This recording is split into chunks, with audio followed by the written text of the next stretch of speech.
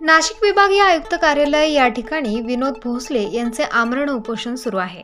समाजाच्या अनेक मागण्या घेऊन विनोद भोसले थेट विभागीय आयुक्त कार्यालय या ठिकाणीच उपोषणाला बसले आहेत।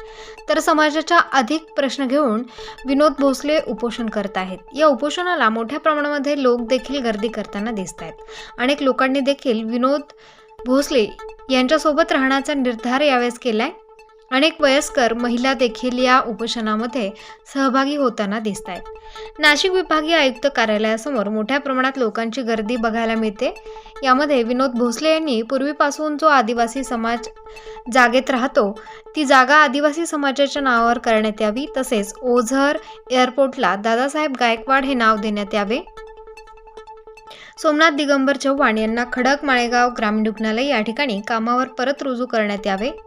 तसेच अनेक मागण्या घेऊन विनोद भोसले उपोषण करत आहेत।